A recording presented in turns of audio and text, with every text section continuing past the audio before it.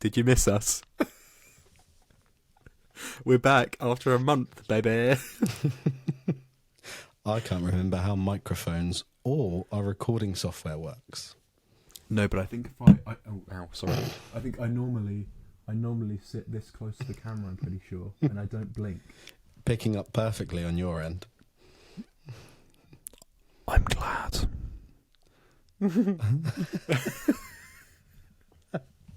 I feel like I've got butterflies talking to this microphone like it's my first love. Where have you been? Working at a radio station, so loads of mics there. I feel like I've been cheating on this bad boy. But I've made it weird. Yeti. Cheating on my Yeti. Yes, that's my little pet name. How have you been, mate? Existing. The month in which we didn't record one of these has flown by. Really has. You were on holiday. We both got busy.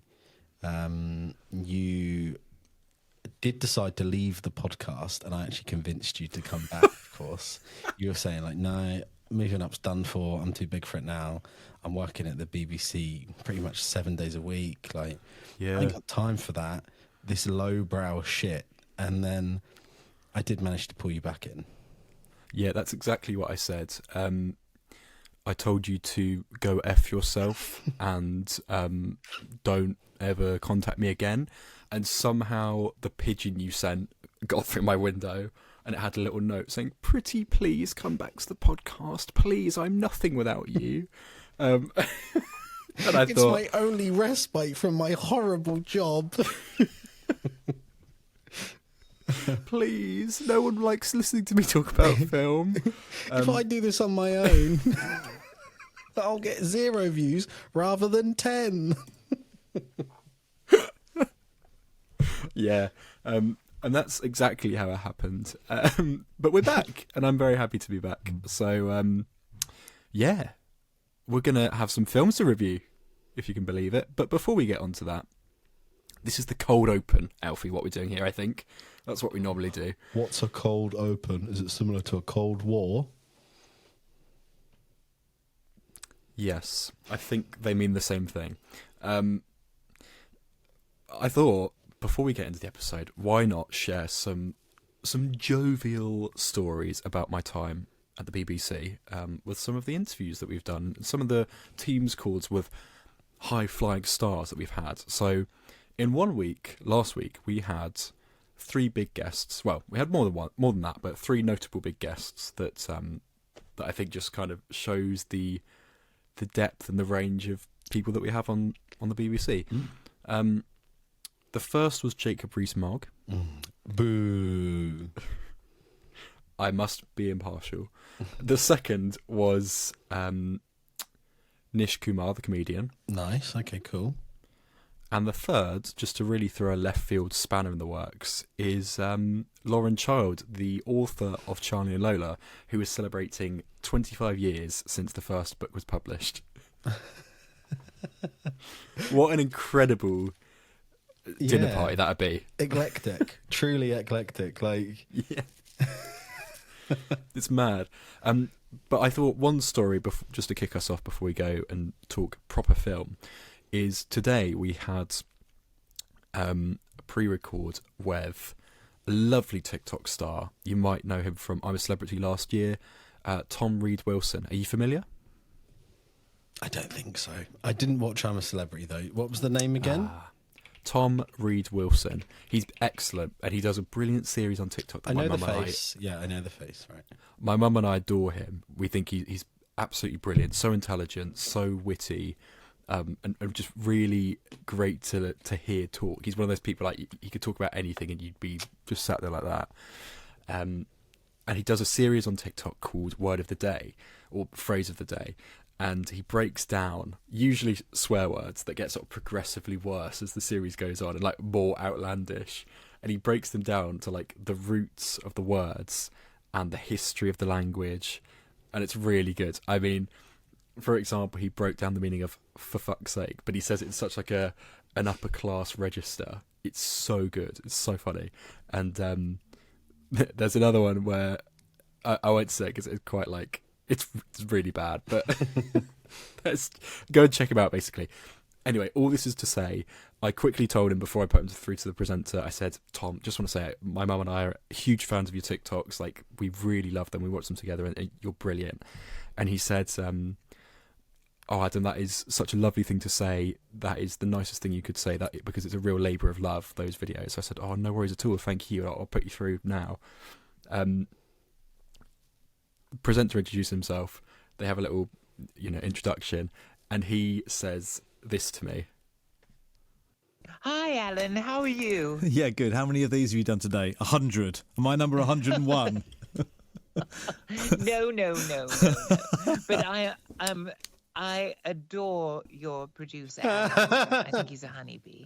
He is. Do you know what? He hasn't had a day off for about 20 days either. But do you know, he's young, he's keen. So let's let these young people impress us, I say, and then burn them out, get rid of them, and then they won't be a threat to our careers.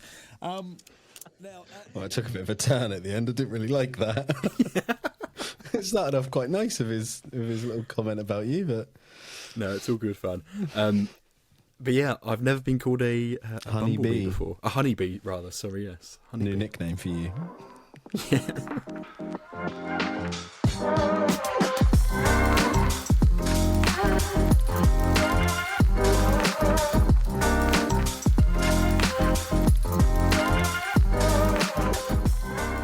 Hello and welcome back to the Moving Up podcast with your hosts, me, Honeybee. And me, Alfie Walker. There we go, Honeybee. On our recording software, we have our little names. We've currently got, it usually changes every week, but we've got me, Chief Fool, Captain Cock, and Adamski, Marlon Mirando, the Codfather. But next week, I'm telling you, it's going to be Honeybee for Adam there. Oh, yeah. Is it too late to change it? No, I can do it now. Bear with. Honeybee. There we go, Honeybee the Codfather. Love it. Not to be confused with Honey G, the washed-up X Factor contestant. Honeybee Adam's godmother, actually. Did you know? Yeah. Yes. Little fun fact for you there. Yeah. Not many people know that. It's been a while, mate, isn't it? It really has. I'm very sorry, listeners. We've had some wonderful messages, actually, from folks just asking, where the hell are you? And we've all said, look, guys, we're busy bees. We've always said this. We're busy guys, But I'm delighted to be back, as is Alfie. Yes, I am. Adam spoke for me there. I am indeed delighted to be back. I haven't seen many films, and I don't think you have either, because you posted about this. And we've got a couple of big films to catch up on, haven't we? And you've seen another one that I haven't seen. So we've got some good films to go talk about. I guess, where do you want to start, Adam? Do you want a little catch up first? Yeah, I think it's only fitting. I won't review these films because they are old, but I did catch up on some classics recently on train journeys that I've had. The first one being The Talented Mr. Ripley. Really loved it. It was great, so good. I think Matt Damon for me can be a little bit irksome when he's younger. I don't know why, but in this film it kind of works. He's very good in this. Yeah, he's obviously meant to be very slimy and unlikable. But he also does a good job of making you root for him at the same time, which I think is just the beauty of those stories with Thomas Ripley. And yeah, Matt Damon pulls it off well. And the other one was just the other day, I finally got round to seeing No Country for Old Men with Javier Bardem. Wow, Josh that's Brolin. A big one to tick off your list. Yeah, I honestly didn't know much about it beyond like those opening kills that he makes with that pressurized, what is it? Bolt fastener. I can't remember what it is. Fire extinguisher. And yeah, it's really great. It's just tense. I didn't realise how much of a slow burn it was. It's quiet film. It's very quiet. Yeah, but I properly loved it, and I wasn't sure. I had no clue what the ending was. And I mean, I won't spoil it here, but they all, in a way, there kind of isn't anything to spoil, which I also loved. I just liked every part of it an immense amount, and I thought Josh Brolin was an excellent lead. Really liked Tommy Lee Jones in it. I think it's one of those films I'll probably rewatch in, I don't know, 5 years' time and enjoy it on a whole new level. So properly would recommend. Good film. Definitely. Good film. A top-notch film from Adam there. Hot take. I've been watching a TV show. I've been watching For All Mankind. Have you heard of it, Adam Barlow? So I don't think it's I an have. Apple TV show. Basically, each season is set in a decade. So we've got the 60s or late 50s, 60s, 70s, 80s, 90s, noughties, and then the most new season is like right up to date. Basically, it's an alternate reality where the Russians got to the moon first, and it's like a butterfly effect thing where it just affects everything. So in the universe of the TV show, John Lennon's still alive, and like it's wild. Actually, it's a really good premise, I think. But yeah, it's mainly set around space travel, and it's about them going to the moon. The Russians beat them. That's the first episode, so it just sort of spirals on and on and on. Really, really good though. It's kind of jumping the shark though now. I'm on season 3 and we've now got to the bit where they are doing the race to Mars instead of the moon because they've gotten there, and it's kind of getting a little bit high-tech sci-fi and it's maybe going a bit downhill. But honestly, the first season you could watch on its own, 10 episodes, and it's just set in the 60s and it's about them getting to the 60s and 70s, about them getting to the moon and the whole battle between the Russians. It's really quite good. Yeah, really, really, really quite good. Apple TV kind of knocking it out of the park once again. What was it called, mate? I'm just going to For Google. All Mankind. Oh, cool poster. Yeah, it's genuinely quite good. Apple TV are always picking up Apple TV on here. They genuinely do some great stuff on there. Yeah, highly recommend. Nice. A fairly unknown cast as well. I mean, Joel Kinnaman, but Yeah, he's about it, really, isn't he? He's about the only one. cool. Hadn't heard of that. Yeah, it's good. It's good. It's good. One thing I've been itching to talk about, forgive us if we've already mentioned this on the podcast, it's been a month, I can't remember, but the new James Bond 007 First Light, I know we discussed the fact that I look mildly like James Bond. Annoyingly, that was back when we didn't have the video on. I don't think I'd have the guts to do that now because you can see it's not really that accurate. Adam is going to edit and he's going to put up a picture of James Bond on the screen now. God, I hope I can manage that. And I'll do the same face where he's kind of like... He's got that face of when you open a door for someone in the UK and you just sort of hold it for them and do the smile. Yeah, he does exactly that, yeah. I can't wait for it, and I've pre-ordered it. I've never pre-ordered a game ever, and I'm really excited. I thought if I'm going to do it, I've got to go big or go home. So I've used some of my Argos discount, colleague discount stuff. I've managed to get the collector's edition with the helmet, Bloody and some hell. like exclusive skins and a gun and stuff. That stuff's in game, but the helmet is like this sculpture. Apparently it's life size, like actual size helmet. It looks really cool, very menacing. I think it's the villain that wears it. So I'm very intrigued by this video game. I mean, my dad asked me just the other day, when's the next James Bond film coming out? Like, can they pull their finger out? And I said, take that back, Jim, because Denis actually is working on Dune Part 3, so leave the man be. Yeah. And my dad was like, June what? I said, okay, don't forget I said anything. It's So I coming don't- out in June. Yeah, June. What, he's directed a month. I said, no, Dad, just shush. I forgot Denny's You're getting doing it. confused. Oh my God. Yeah, right. That's quite exciting. I would say, though, I messaged you and said about the Lana Del Rey song as well. It's really quite good. Yeah. It's really good. I was listening to it walking along at about 11 o'clock at night, and I felt like I could fight anyone. Sultry. Oh, yeah. But I can't wait for it. It looks so good. I really hope that it performs well, because this is a bit technical maybe. This is the film chat you've come here for, but some of the trailers, the frame rate drops a little bit, and I wonder how well it's going to be on launch. I think I get an extra like a 24-hour early access, but it's probably going to take 24 hours to download it. No, my PS5, so that means nothing to me. It does look good. It looks quite a lot like Hitman. I don't know if you've ever played that. Very much you're a secret agent sneaking in places, infiltrating, secretly doing stuff, sort of convincing people to do stuff for you, to secretly murder someone. And I presume it's sort of taking a bit of a hint from that. Wow, I love this video game section. I didn't realise you really played. Do you play games? You don't, do you? The only games I played was with my ex-wife. No, I game. I video game, guys. I'm cool. I play Fortnite. I've got Daffy Duck. I've got the Battle Pass. I've played the first 2 Spider-Man games. I've played the first Jedi game. Have you still not played the second one? No, it's there. It's there. One of those. Yeah, I just haven't got around to it. My brother played it even. He's 100%ed it on my PS5 when I first got it. He was like, "Oh, can I play that?" I was like, "Yeah, I guess. I'll get around to it." Too busy being a radio producer, mate. Yeah.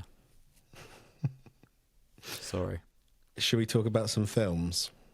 Yes, let's get into it. We're going to talk about the film of the moment, man of the moment, Michael.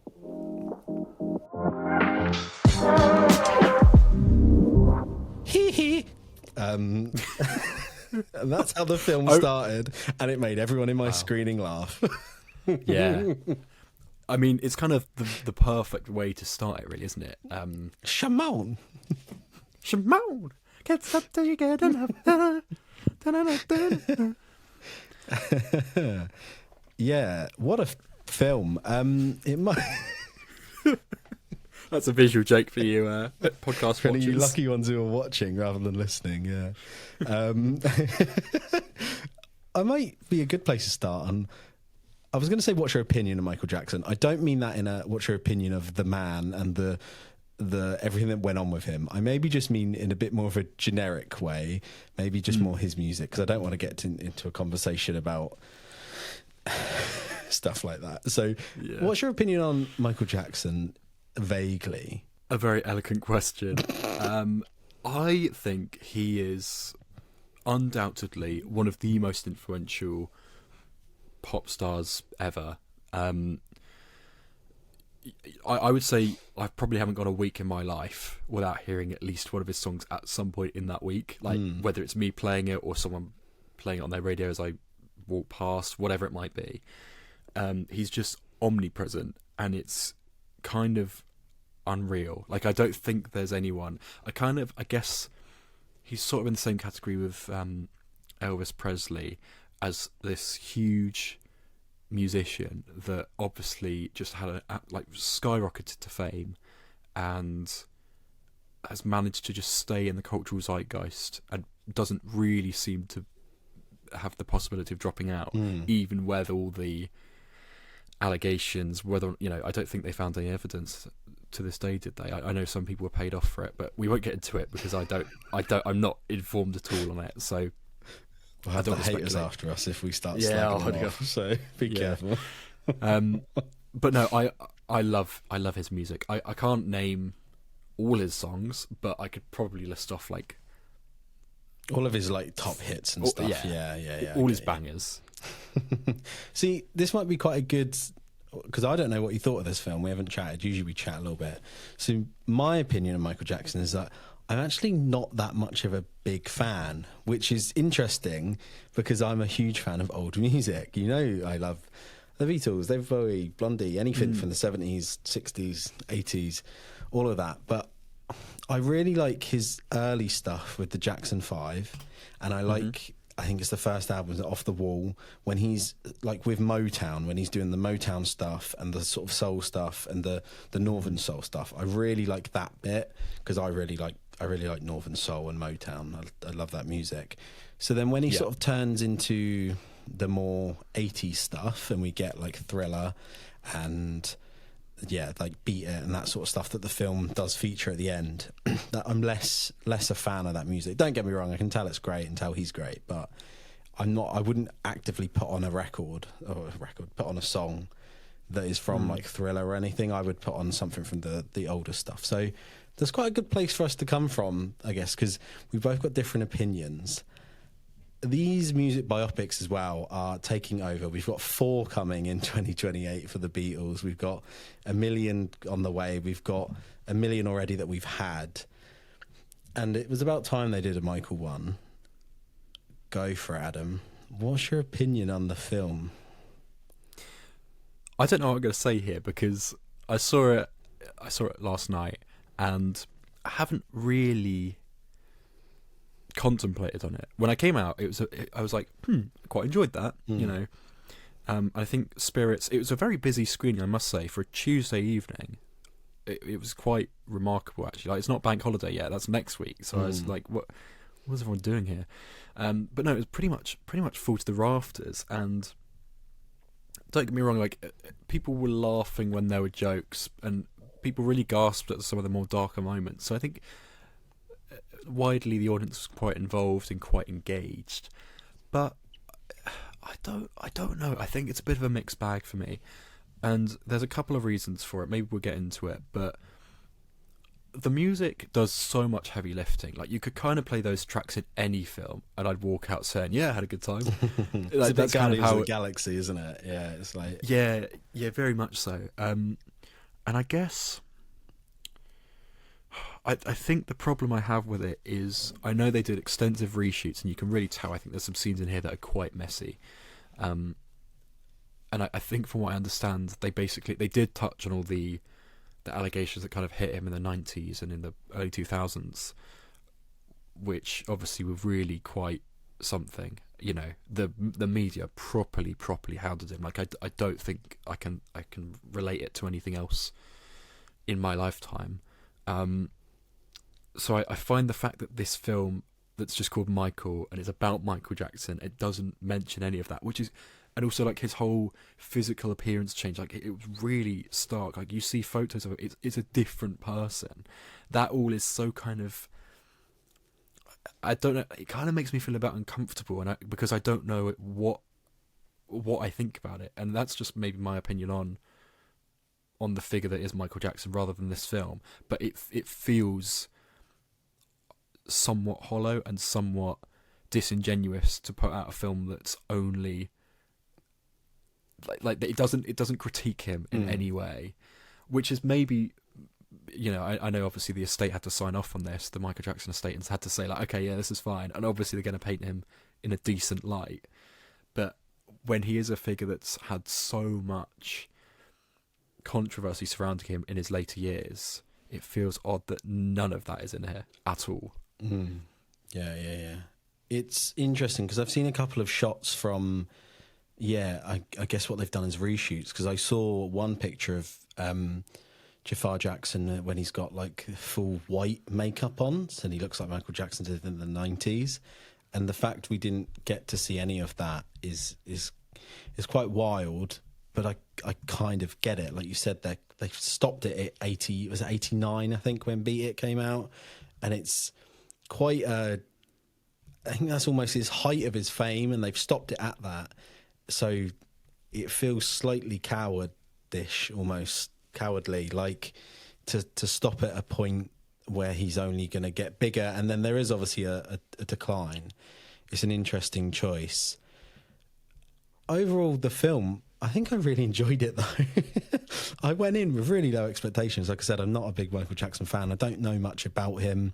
I only really know that he did some great music, and then there's a whole bunch of allegations against him, and that's kind of all I know. And then he died. Like that. Genuinely, I don't know much about him, which is a bit blasé of me for sure. But I kind of went in with really low expectations, sat down, and it was like I just put on, I don't know, 2 hours of his music videos almost. It felt, like you said, a bit hollow. I could have just put on a Michael Jackson YouTube channel and just watched all his music videos, and I'd have got the same thing I got from this, because they didn't delve into his dad, did they? And much. They obviously touched on it, and Coleman Domingo was great, I think, but it was quite surface level, and the injury that happened to him, I feel like that wasn't portrayed in a great way, and they clearly potentially touch on this weird element of him being really childish and having all these toys and dolls, and there's like they were going there. It's like they were gonna try and do a bit of a critique on him. And then, like you said, potentially there was just someone stepped in and said, no, we're not having that. You need to reshoot it. And they've kind of got rid of all of the critique element. And it is just purely painting him as almost like a bit of a victim. And it's an interesting choice. But don't get me wrong, I did actually quite enjoy it compared to these music biopics are everywhere. Some of them are quite pants. I sat there and was like, I actually quite enjoyed it. I was tapping my feet. I'm glad you had a good time with it. I wish I enjoyed it more than I did, I think. Do you know what? I'm with you. I really like his stuff with the Jackson 5. But actually, and I don't think this would have done well either, but I might have actually preferred it if they'd just done like a Michael Jackson in concert and they just booked a stadium, had Jafar Jackson, maybe do, I don't know, 20 minutes leading up to it. Like, do you remember the Saturday Night, the SNL film they did last year where it was kind of done in real time? I would have loved that, but maybe behind the scenes of the final Jackson 5 concert. Yeah. This would be like a really, hear me out, this would be basically pitching a different film. Because I think I get people's complaints that it was very cut and paste. You can kind of switch out the dad character for being Tom Hanks in Elvis, and any, like, all these biopics, they kind of all have the same story inherent because of them all being from the same industry. The same aggravators are going to be of similar mindsets. They're going to be more money driven rather than creative. It's going to be that kind of push and pull factor in any of these things. So I think I would have quite enjoyed, because when it gets to the moments where he's singing or doing the Thriller music video, it's quite electric. I really was having a great time, and I sort of would have loved if they'd just done, you know what, Michael Jackson never completed his tour. Like, I know people, and I've spoken to people recently that had tickets to see him when he was doing dates in the UK, and obviously never made it to them. And I'm like, you know what, it would have been really cool and different, because it wouldn't have been a biopic. It would have been a very specific, you know, one evening in his life. You could still absolutely explore his character in that. You could maybe fudge the dialogue so he gives away a bit about I don't know, his childhood or the pet monkey, whatever you want it to be. You know, like maybe when he's doing a costume change, something silly, and just give us like a 2-hour Michael Jackson concert. Do you know what I mean? Like that. Absolutely, that would be really great fun, and I think people would have less of an issue with it maybe. And it would just be Jafar Jackson, who I don't think actually sang in this, but he does such a brilliant job. He's amazing lip syncing. He like looks as well, personality, voice. He's like, it's like the movie Off All You Want. He's absolutely great in this. Like, he did his his nephew, isn't he? Yeah, he's done his uncle like phenomenally proud. Like, it's crazy how much he looks and sounds like him, for sure. Yeah, it's mad. So that's maybe my improvement I'd make. I know that's kind of ripping the script in two and be like, no, let me. I went to Twitter. Yeah, I think I know what I'm doing. I've written cues. But yeah, I just wish I felt more direction, in my opinion, on it. I think I feel a little bit pulled in multiple ways, where I really loved some scenes, and some scenes I was like, yeah. One small critique, while I'm being a negative Nancy, and maybe I have not seen other people talk about this. The audiences at these gigs that they put on, they don't seem to behave like audiences from that period. They're all like crying their eyes out, and to me they all looked very Gen Z, very millennial, all the castings. And I know it's maybe a bit of a harsh thing to say, and it's only a minor part of the film, but there's a lot of audience shots where it cuts away, and I didn't mind it in Elvis because they were all wearing like 50s 40s clothes, whatever it was, and they all had like American twangs. But I think because of this, they're just all screeching and properly crying their eyes out. And like, people have, like, they're trying to be inclusive, which is, you know, brilliant. But there's some like middle-aged blokes there, like, crying. I'm like, maybe. But to me, this feels like you've just filmed Taylor Swift's Eras tour and you've stuck it in, and you're like, yeah, that'll do. Do you know what I mean? Like, I thought it really irritated me, especially with the final lot when they were doing the final Jackson performance, and then when he did Beat It, and as the final bit of the film, and they were showing shots of people in the crowd, and they maybe it was on purpose. Maybe they were meant to look modern. Maybe. Yeah, maybe. Maybe I know it's like a only whole commentary on him being forever kind of thing. But they were straight up in like tracksuits from like now. They were wearing like modern day clothes. They were not in. It would have been 89, so they were not in 90s costumes. They were in 2026 costumes. 100%. The crying and stuff, I don't get bothered by, because that was absolutely a thing. Like, I don't know if you've ever seen Beatlemania, or the people who love the Beatles, and it was just people actually like fainting and screaming and like next level. So that's fine. But I think overall the film's costumes and set design was phenomenal. They looked great. But the shots of the audience, I'm glad that stuck out to you as well, because it absolutely stuck out to me. Totally. I was like, this is someone at a Coldplay concert. Like, what's going on? Yeah. Like, Yeah. If they put their wristbands up, it's that way, they're glowing. Yeah, you're right. It's probably just a small thing that maybe I'm being overly picky about, but it did take me out of the film, so I thought it was worth mentioning. Mike Myers, he was fun when he showed up. Yeah, right. Because he had a cameo in the Queen one as well, didn't he? Where he's playing a record producer there. I thought it was like, oh wow, is he playing the same one? Are we in a cinematic universe or something? But he wasn't. I checked. I think the thing is with these musical biopics, right? We've had so many now, and they're all just feel like cosplay. They just feel like someone pretending to be someone. And even Bohemian Rhapsody, I don't think Rami should have won the Oscar for that. I think it's just him with some fake teeth in and talking like this. Like, I'm not a fan of it. Just feels like like a cosplay, and that is what this feels like as well. When I saw Coleman Domingo show up with the prosthetics, I was like, Jesus Christ! Like, I did then Google what Joseph Jackson looked like, and he does actually look like that, but it was a little bit egregious. Like, they really amped up on the like clay on the eyebrows to like make him overhanging, and the size of the nose. Like, don't get me wrong, he had a big nose, but they really sort of caricatured him up. And I think Coleman Domingo's great in everything. We always big him up, and Miles Teller as well in there.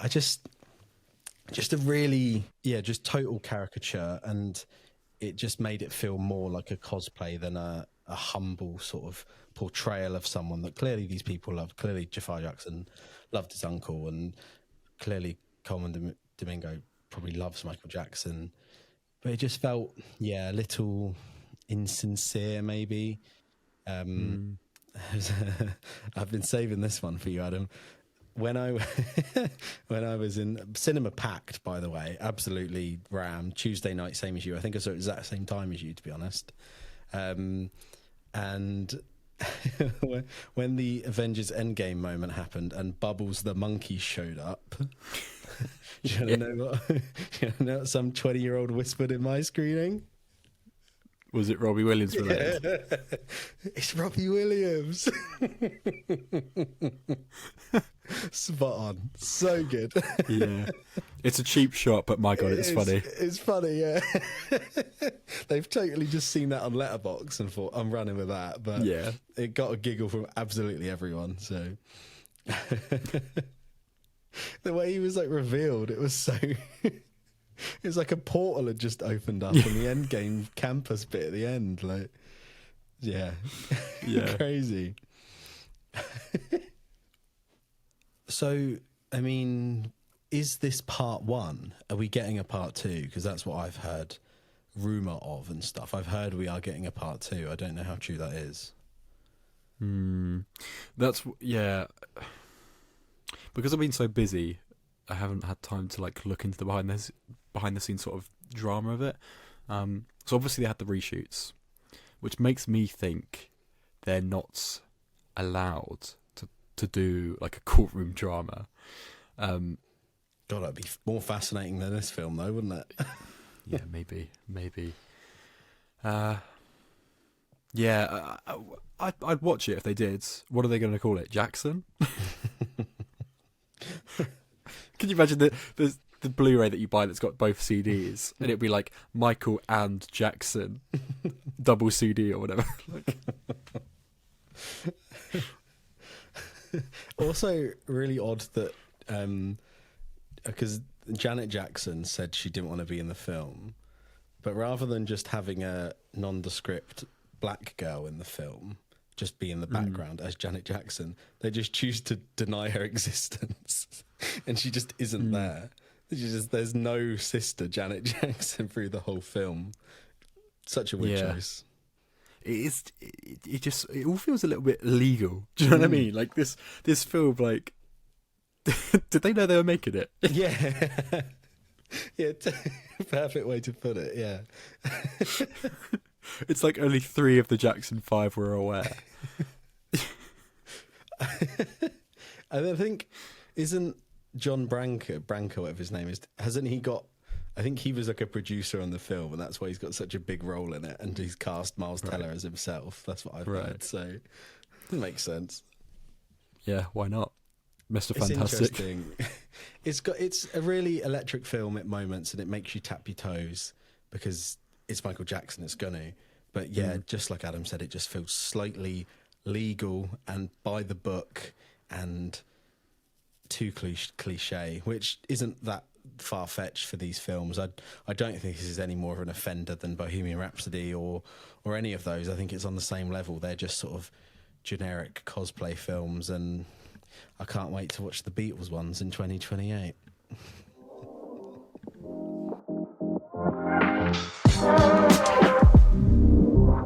So I don't know much about this one. I was going to catch it, but didn't. Usual story. Starring Robert Pattinson, man of the moment, and Zendaya, lady of the moment.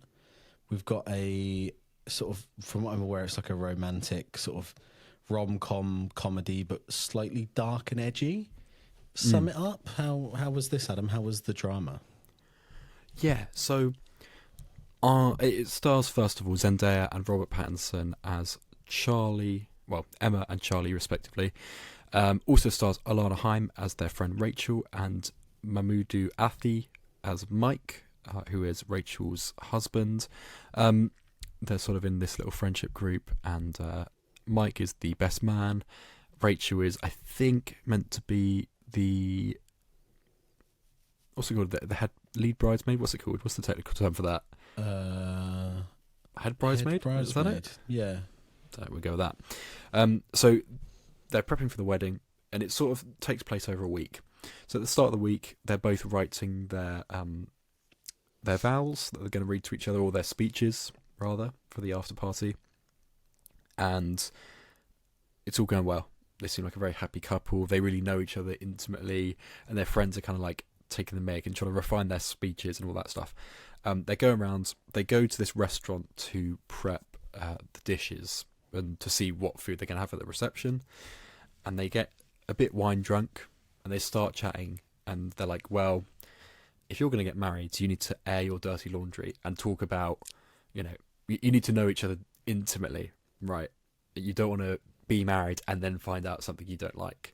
So they're like, "Okay, fine, let's go around the table and let's all say the worst thing we've ever done in our lives." And the trailer doesn't reveal what it is, but it's been heavily documented in online articles. So if it's been spoiled, I'm sorry. It came out about 3 weeks ago. But you haven't seen it. Do you know what the twist is? I think so. So just go for it, yeah. Okay. Here's your spoiler warning, guys. Don't say I didn't warn you. Zendaya's character reveals that she planned, to a very final degree, a school shooting. And while the other things that the three admit to were all, very bad. It's quite a wild thing to reveal. It is kind of mad. Yeah, you would sit back and be like, oh. To never have found that out, and you're getting married to the person the next week. Yeah, truly. Yes, yeah, that's quite the bombshell, isn't it? Pun intended. Yellow card, Alfie. Good job. I don't work for the BBC. So it then throws a real spanner into the works of them planning this wedding, and Robert Pattinson's character then starts to have like sort of nightmares and envisions their wedding with like everyone being dead, like strewn out across the wedding reception. and then he really tries to get into her head and psychologically work out, like, well, why did you do that? You're okay now, right? Like, what stopped you? And asking all these questions. And in return, she kind of really retreats into herself and feels very, very guilty and is very apologetic, but kind of can't, whatever she says to her friends, to Charlie, doesn't really soften this blow. And Alana Haim's character in particular, Rachel, takes it incredibly to heart. Her sister in the film is in a wheelchair because of a school shooting. So she's like, well, that's ridiculous. We can't be friends anymore. And then plans to ruin the wedding. So it all gets very messy, hence the name The Drama. And there is drama aplenty, people. Do not worry. It could have been called The Tea, Sis. Spill the tea. That would have worked as well. Maybe when they do a properly British remake, that's what it will be called. But you know what? I think it's a film that's almost transcended the boundaries of the runtime because, as I say, it's been so overtly spoiled in the media, and it's been discussed to great lengths in online forums and stuff, and everyone's kind of got a different opinion on it. I think the widest opinion is that Rachel is the real villain here, because her story that she reveals is also pretty horrible. And while Emma did get very far with her plan to do this shooting, she ultimately doesn't. And then not only that, kind of reforms and spends the rest of her teenage years as a real advocacy against gun violence, and then going to marches and going to protest and spreading the word that guns need to be banned in America and stuff like that. So it's very politically charged. What an interesting flip of the dime. What an interesting dynamic change as well. Yeah, and you know what? It's a jet black comedy. There's some moments in here that really make you laugh out loud. There's a couple of really playful, not jump scares really, but it's just so tense. It's kind of you're kind of watching it like that. It's so incredibly awkward at points. You're like, oh my goodness, no, why have you done that? Oh, why have you said that? Everyone's treading on eggshells, And I really, really had a good time with it. I just thought it was so engaging, and you spend the whole time. Don't get me wrong, you're not elsewhere thinking about the themes of the film, but all the while you're paying attention to the film, in the back of your mind, you're like, God, A, what's the worst thing you've ever done? B, how would people react if you admitted to it? And C, how would you react if your partner had admitted to this? What would your process of dealing with this be? And it's such a great film. It feels like a plot that should have been done before. It feels so good and so it's a really good fresh. It's really good, yeah. And it just really works. And it might be difficult to watch particularly for those in America. I think the UK audiences might have more fun with it because it is obviously less close to home, literally. So there's loads to enjoy in here. I thought the performances were brilliant. I think Zendaya, for me, while she's good in the Spider-Man films, she's good in Dune. For me, her best performances are in this and Challengers. I think they're almost similar roles because they're both flawed characters at the centre of this really complex relationship between multiple people. And it's kind of a vague description. That's sort of what every character is. But she plays it in a similar way. Where when I watch MJ in particularly the first two Tom Holland Spider-Man films, she seems like a character in a film. I think in No Way Home she's a little bit more relaxed. But I'll watch Challengers and I'll watch this, and when she does the kind of that face against the wall, she just feels more expressive and more alive. And I haven't seen Euphoria. I've been told that's also really excellent work. Maybe that's her best work. I don't know. I can't vouch for it, but I just think she's flexing her acting ability a little bit more here, and is maybe given a bit more to do. And she's almost the secondary character, really. It's Robert Pattinson that's the lead for sure. He's in most of the scenes, and it's kind of his perspective that you see the whole thing play out. But it ends it's kind of weirdly optimistic. It's quite romantic somehow after all this chaos that happens in the middle of the film and in the final act is like edge of your seat. Like I really fear the worst here, and you don't know how it's gonna, ultimately finish. But I just watched the whole thing, and I was like, I knew I was like enjoying it as I was watching it. I was like, oh, this is really good, and it's only an hour and 45 minutes. I think it's a perfect run time for this. It flies by. The score is used really sparingly. It's kind of this uncomfortable, like screechy flute. It's not uncomfortable to listen to, don't get me wrong, but it's like it's very sparse and it's like awkward and jumpy, and it perfectly fits the narrative. I had a really good time. I think it's one of A24's best, and I think that's a high bar as well. I'm glad to know that it is, like you said, because I was wondering when you started describing it, I was like, oh wow, this is like really serious then. But like you said, it's not. It knows that it's a comedy and it plays that. Does the reveal of her secret happen really early on in the film? Yeah, I'd say 10, 15 minutes in. Okay, cool. So the full film's about that. Okay, that's good. Yeah. Yeah, I guess it's not too bad. Because I can imagine if I was sat there and didn't have a clue that was the secret, I'd be in my chair like mind blown probably, because that is the last thing on earth I would ever guess. Like, I feel like everyone's going into this, you'd go, right, they've both cheated on each other or something like that. Like, something so normal. When I was watching the trailers, unfortunately I did know the twist before I went in, so I think maybe I would have enjoyed it even more had I not known that. But I think with A24 you kind of know roughly what ballpark to expect. You're like, well, it's going to be something dark. It's going to be she murdered someone, or it's going to be some like intertwined relationship thing. But for some reason I think A24 were really smart to pick this, because it's brilliant commentary in a similar way. I feel like it sort of evoked similar emotions to Civil War.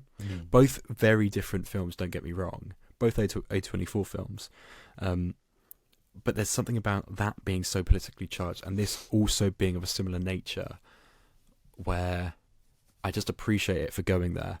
And as you say, it's the last thing you'd expect, and it almost feels too realistic.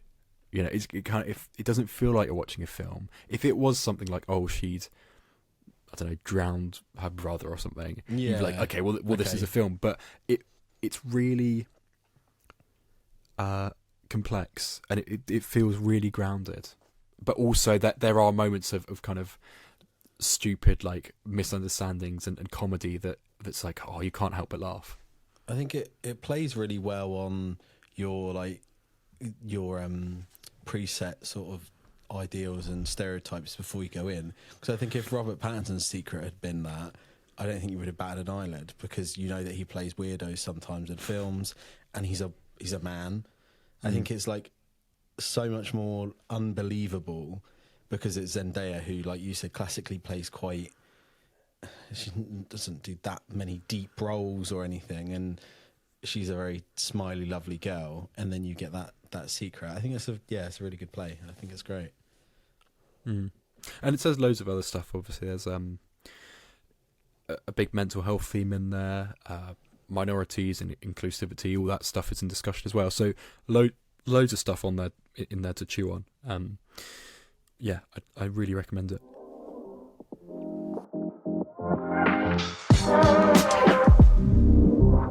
The Super Mario Galaxy movie, I feel like this came out ages ago. We both said that we saw this. I mean, it's been out for a month, right? We both saw it literally almost a month ago. So you have to bear with us on this one. The break in our recording schedule means we're a little lost here. Maybe remind the viewers, the listeners, what's your relationship with Mario? Because you weren't a Mario kid, right? No, not really. I played the Mario and Sonic at the Olympic Games, that sort of thing. Played a bit of, I would say probably between the ages of 0 and 15, I think I probably played 4 Mario Kart races. Right, okay. Like, really none. I never owned a Mario game, like specifically a Mario Brothers game. Nintendo or whatever, yeah. I was always more of a Sonic fan, if I'm honest. Wow, kind of crazy, to be honest. Yeah. Mate. That's quite a standpoint to be on. I know. Really good juxtaposition here, because Mario was the only game I played from the ages of 0 to 15. I didn't play anything. I didn't, other than Lego games, I didn't play anything. I owned every Mario game that came out. I played all of them. And Mario Galaxy, the 2008 game, is probably my favourite game of all time. Oh my I mean, God. it's not now, maybe, because I've reached out into some other stuff, mostly Resident Evil. But, I mean, if you said what's your top 3 games of all time, Mario Galaxy would be in there. It's the only game I've ever 100% completed. So I went into this with quite high expectations, but also I didn't, because it's just a Mario movie, and the last one was fun, but like, it is what it is. So. Yeah, that's fascinating. So we actually are on perfect ends of the scale here, because I'm kind of going in fairly blind. Don't get me wrong, I know the characters. Like, I played a bit of Smash Brothers and stuff like that, so I'm aware. I know which one Mario is. Good. He's the green one, right? I think so. And yeah, I didn't like the first one hugely, and I rewatched it. No, I rewatched it the night before, and I think it was more boring than I remember. Yeah, Damning. yeah. But this second one, you liked the first one, didn't you? I thought it was all right, yeah. I probably Okay. raved about it a bit much in hindsight. It is just an illumination film. But yeah, I think it's quite fun. Okay. This second one, I must say, I liked it a lot more. Still to a certain extent, because it's just a kids' film, and everyone's sort of said there's not much plot, and that is absolutely true. I saw it in 3D, which Oh, I think wow. did a heck of a lot of heavy lifting for this, because it transported me to the world. There's one thing you could say about these Mario films, is they look superb. The voice acting, I think, is really playful. I love the colours. The environments are really fun. Yeah, there is no plot, but do you know what? I really liked spending time in this world, and it just felt, I kind of treated it a bit like a theme park ride. And on that level, I had a great deal of enjoyment with it, and therefore I enjoyed it a lot more than the first one. That's really good to hear. I also enjoyed it more than the first one. I think that's purely just down to nostalgia with this Mario. I've got Mario nostalgia, full stop, but for this specific game. So every time they played a song, a score, or even a sound effect of the like stars that shoots them in the galaxy, it's all ripped straight from that game.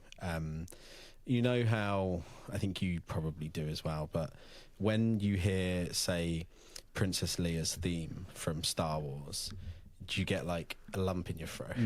Yeah. I got that with this film, which is crazy, but it's just nostalgia. I think nostalgia is fascinating, the emotions it makes you feel. And when you hear, a game that I've played hundreds, probably thousands of hours playing, and you hear and see elements from that on a big screen, it makes you like nostalgic for it. And I thought it was fun. The plot is, like you said, non-existent. It's just them having a good time with a load of cameos. The voice cast, as always, is great. No matter your opinion on casting well-known actors as voices rather than just voice actors, they all do a great job. And Donald Glover absolutely raked in the cash, I imagine, for this, and he just says 2 words, but full props to him. It's a nice film. The animation's beautiful. I mean, it's nothing special. It's no sort of 2D hand animated film in the year 2026 or anything like that, but the way you can see the individual threads on Mario's gloves and stray bits of fabric on his gloves when it does a close-up, or on his hat you can see the seam. The animation is like illumination. It's like top class. It's proper good. My favourite character on Mario Kart, I played it a bit more recently, probably after watching the first film, was always Yoshi.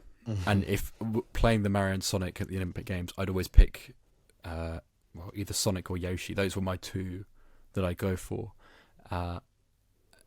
And I think like Mario and Sonic, Mario's always like been in and out of Happy Meals. Like they're in the Happy Meal once a year. And growing up, I used to get those toys a lot. And I used to burn them because I hate Mario. Yeah.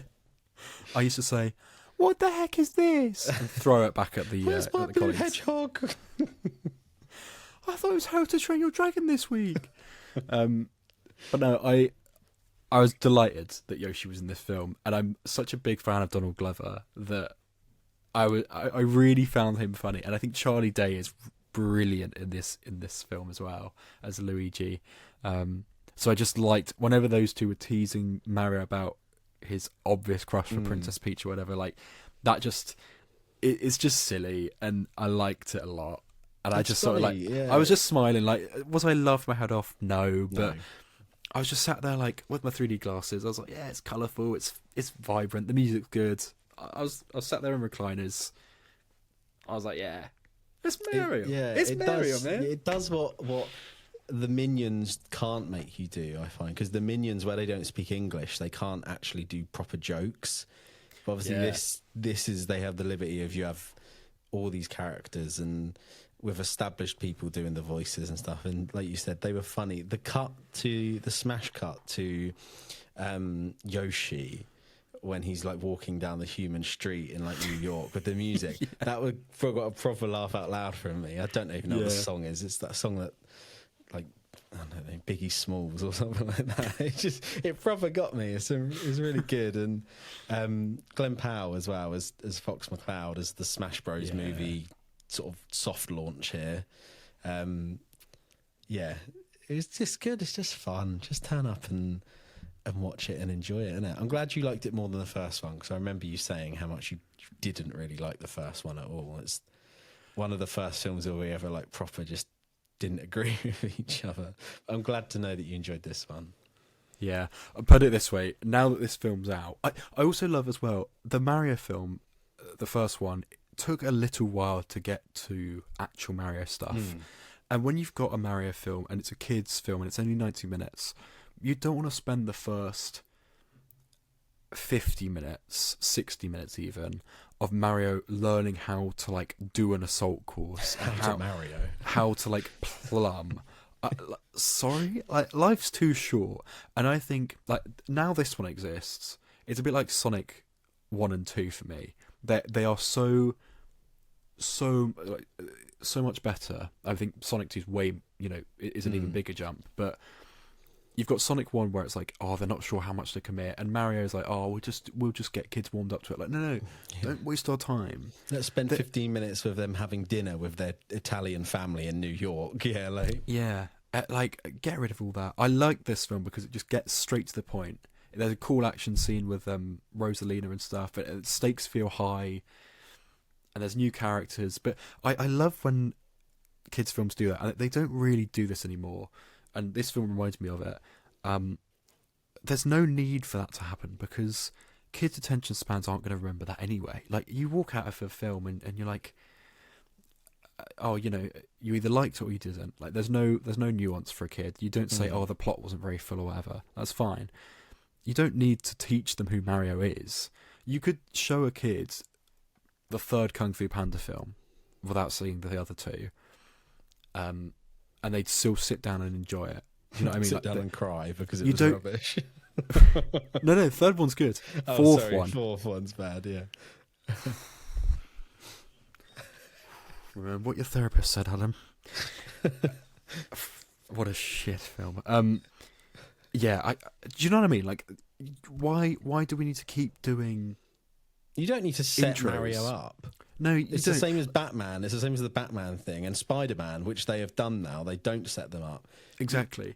It's like just established things. Like, yeah, take yourself back to being a kid, and you're watching like a Saturday morning cartoon. It might be an episode of Looney Tunes or I don't know, Young Justice, whatever you grew up watching.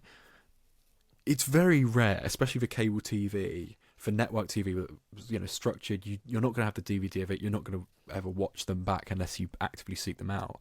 very few people, I would say a tiny percentage of the audience, will have seen the first episode and the episodes in order. So loads of kids just tune into a random episode, they'll like the colours, they'll like the voice acting, and they'll watch it and they'll love it. And they'll be a fan of it then. They don't need to see how the characters got their powers and how all this happened. They just accept it, which I think is what more films should do. And I like that this one just got to the point. And I think in that respect, it then makes the first one completely irrelevant. I don't see... There's no reason for you to rewatch that unless you're a huge fan of Donkey Kong, who isn't in this one. There's no other reason. Because everything else is better in here, and it's more succinct, and it's more fun. I'm so shocked that they didn't go there with a Jack Black song as well. I was after the success of the first one, I thought they would be doing it again, and I was pleasantly surprised that we didn't get put through that. Yeah, you've got to keep. And we've said this before. To use a Mario metaphor here or simile, Jack Black is like those, those dog chain chomps. Yeah, thank you. Whatever that is. The balls. Jack Black is one of those balls from Mario, and you've got he'll just start singing and go like, if you don't keep him on the chain, he's gonna go and chomp, he's gonna go and make a song. Okay, you've got to keep him on schedule, get him to the catering van, be like, okay Jack, you've had your sugar, now come on, do these lines in highlighted colour, don't sing them. Okay, it's not the Minecraft movie. You can piss about in that. I forgot about that as well. Jesus. Oh, by the way, since in the last episode, they've called it a Minecraft movie, a sequel. If that, do you know? Sorry, this is a whole. Minecraft is the most creative game maybe ever made, or certainly up there. And whose thick idea was it? Tell me who. I want to look at the man in his eyes, because it was definitely a bloke who said, sure, we need to call it a Minecraft movie. That's funny and vague, isn't it? No, you div. No. You stupid. I went on my little holiday, didn't I, to the Czech Republic, and it was visiting Jacob's family, and his sister, Jake's nephew, is, I actually don't know, what is he, probably 5, and he had the Minecraft movie on repeat the entire time we were there. Bearing in mind, we stayed there for about 5 days. And it was in Czech as well, it wasn't even in English. And just every time I'd walk in the living room, luckily they've got a big house, so I could go at the other end of the living room, not hear it, but you could just always hear Jack Black going like "Zombie shocky" in Czech. And I've probably watched the Minecraft movie maybe... I'd seen it once in the cinema. I've now maybe seen it 12 times. Oh, good God. Well, honestly, there's very few films that make me feel... rage. Rage, depression, thoughts of harming others. But the Minecraft movie is up there. It's so bad. It's just not good. I hate the fact that this is a thing that people made, and it cost millions of pounds. Do you remember us saying it's all a bit of fun, but at the end I was like, it's actually a waste of money. Yeah. This could have gone to charity. Yeah, why it could have gone to the game developers or something. Why isn't it a fully animated film? Captain Sparkles could have directed it, for God's sake. For a percentage of the money. Jason Momoa in it as well. I forgot he was in it. Oh my God, it's so bad. Maybe we should refuse to review the sequel when it finally comes around. I don't want to talk about it.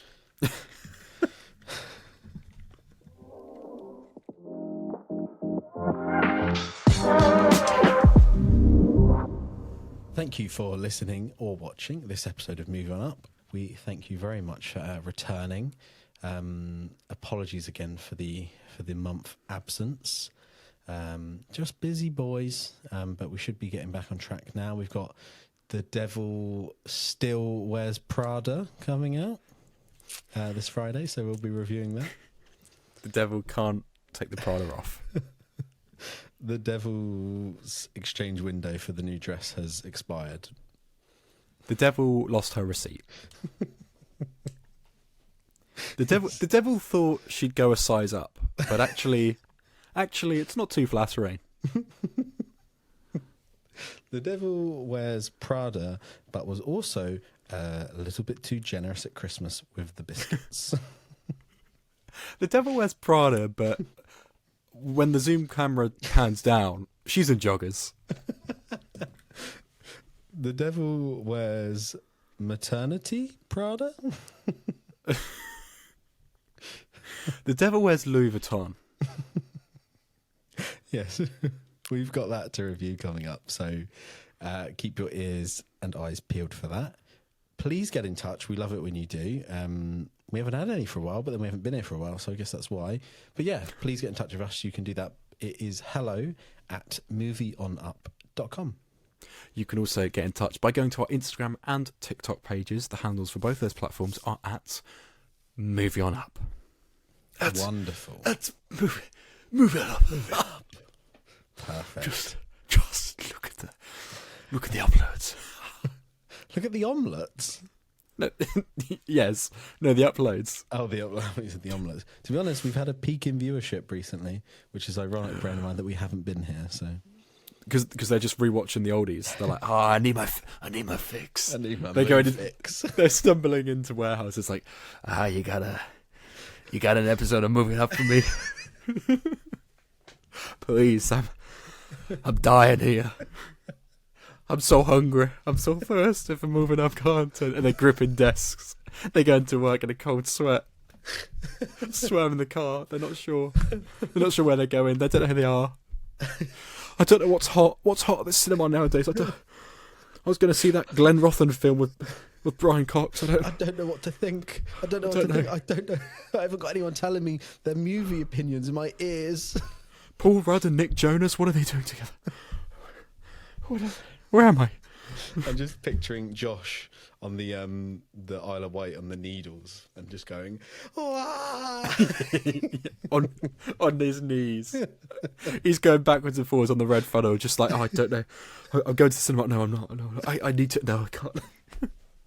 Yeah, another ticket. I'm just looking at the waves. It reminds me of Jaws. I'll watch Michael for the 5th time. I don't know what to think of it until they tell me. Just beat it. Shimon.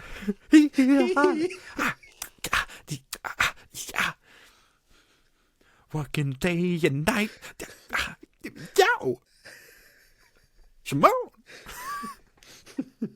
Can't stop till I get enough.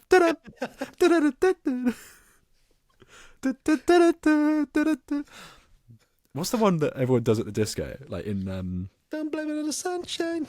Oh well, there we go. He knows it. Don't blame it on the good times. Blame it on the boogie.